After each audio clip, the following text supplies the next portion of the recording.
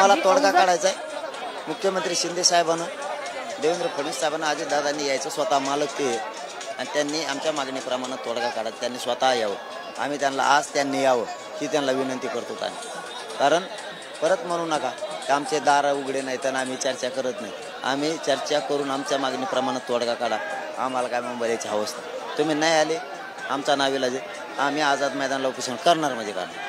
शिष्टमंडळानंतर अशी चर्चा होती की मुख्यमंत्र्यांची आणि तुमची व्हिडिओ कॉलद्वारे चर्चा झाली, ही चर्चा झाली का? आणि मग त्याच्यातून काय नेमकी चर्चा, कारण की तुम्ही सगळ्याच गोष्टी ज्या आहेत त्या स्पष्टपणे सगळ्यांसमोर मांडतात, त्यामुळे मुख्यमंत्र्यांसोबत जर चर्चा झाली तर ती काय झाली?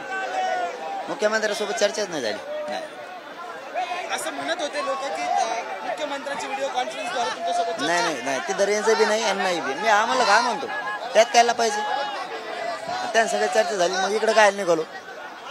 आता जरी मुंबईकडे निघालात तरी पाटील सर, तुम्हाला आपण जर पाहिलं मुख्यमंत्र्यांसोबत चर्चा झाली नाही असं मनोज जरांगे पाटलांनी बोललाय, अनेक लोक त्यांना भेटतात आहेत। आता जर मुंबईकडे जातात आहे पण अद्यापही मैदानाचा मार्ग जो आहे तो मोकळा झालाय का, मैदान दिलं गेलंय का? हा, तिथल्या आमचे बांधव काम करणार आहेत, त्यांना आझाद मैदान तिथं व्यासपीठ पण लावता येते। हे बघा, आम्ही आमरण उपोषण आझाद मैदानाला करणार, आम्ही अर्ज नियमाने केलाय, आम्हाला आझाद मैदानावर परवानगी पाहिजे, आम्ही ते घेणार। त्यांनी दिली नाही दिली, कायद्याचा सन्मान नाही केला तर आम्ही तिथं आमरण उपोषण करणार। हा आजचा परिचय जरी संपला तरी तुमचा जर, मी स्वतः 2 महिने आधी तुम्हाला भेटलो होतो ज्यावेळेस आंदोलन झालं होतं, त्या 2 महिन्याच्या वेळी जे आंदोलन उभं राहिलं होतं त्याचा प्रतिसाद एवढा उत्तुंगपणे, एवढी जनता तुमच्या सोबत येईल हे तुम्हाला त्यावेळी वाटलं होतं का? आणि एवढी मराठा बांधव आज आपल्या सोबत चालतात, काय भावना आहे? समाज स्वतःच्या लेकरासाठी आलाय रस्त्यावर, इथं माझं हित नाहीये, प्रत्येकाच्या लेकरच हित, त्यामुळे प्रत्येक जण उठून मुंबईकडे निघाला, आम्ही घेणार आहे। या सगळ्या प्रवासात जेव्हा तुम्ही सामाजिक कार्यासाठी, समाजासाठी काम करता तेव्हा अनेक राजकीय टीका होताना तुमच्यावर पाहायला मिळाल्या, त्या राजकीय टीका जेव्हा होतात तेव्हा काय वेदना असतात की मग त्याला तुम्ही सामोरे कसं जातात? काय म्हणले? या आता जो एवढा मोठा प्रवास तुम्ही करता, एवढी मोठी जनता तुमच्या समोर आहे, एक समाज कार्य, समाजासाठी लढा तुम्ही उभा केलेला, पण या समाज लढ्यात अनेक वेळा राजकारण्यांनी तुमच्या राजकीय टीका केलेल्या आहेत की तुम्ही बांधील आहात की कुणी हे पेरलं, तेव्हा नेमकं मनाला काय वाटतं? आपण एका समाजासाठी काम करताना आपल्याला अशा टीका होतात तेव्हा काय वाटत नाही, त्यांना सवयची, त्यांच्यावर देणं द्यायचं, द्यायचं बी नाही, उत्तर द्यायचं नाही त्यांना, ती स्टाईल आहे की त्यांना उत्तरच नाही द्यायचं, ही स्टाईल त्यांच्यासाठी, आणि त्यांना ती सवय लागलेली। वाईट कोणाबद्दल मानायचं, प्रामाणिक लोक आहेत, बोललाय बहुतेक त्याच्यात तथ्य आहे त्याचं, हे यांचं काय, हे रोजच आरोपच करणार आहे ते कोणावर बी, त्यांचा धंदाच येतो, त्यामुळे त्यांचं सिरियस नाही घ्यायचं।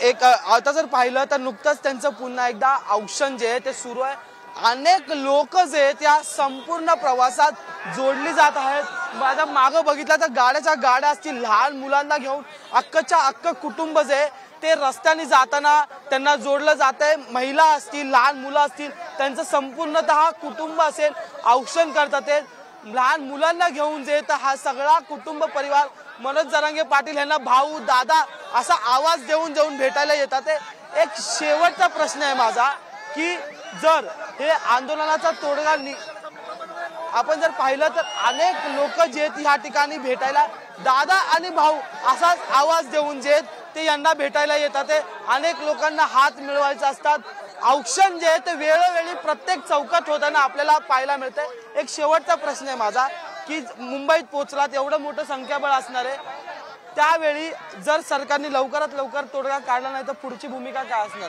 आमरण उपोषण आझाद मैदानात होणार, शांतताच आमरण उपोषण शांततेच करत। भारत देशात इतकं लोकशाहीला धरून कोणतंच आंदोलन नाही, शांततेच संविधानाला धरून याच्यापेक्षा शांत आंदोलन दुसरं कोणतंच नाही, एवढं एकच। तर काही झालं तरी जर आरक्षणाचा मार्ग सुटला नाही तर आमरण उपोषण संविधानाच्या आणि लोकशाहीच्या मार्गानेच केलं जाईल असं एकंदरीत वक्तव्य किंवा बातचीत करताना आपल्याशी स्वतः मनोज जरांगे पाटील यांनी प्रतिक्रिया दिली। त्यामुळे आता हा प्रवास जो आहे तो सुरू झालेला आहे आणि तो मुंबईत येऊन थांबणार आहे, पण त्यावेळी नेमकं काय होणार हे पाहणं महत्त्वाचं ठरणार आहे. व्हिडिओ जर्नलिस्ट विकास खवळेसह मी अजय माने, पुढारी न्यूज, लोणावळा.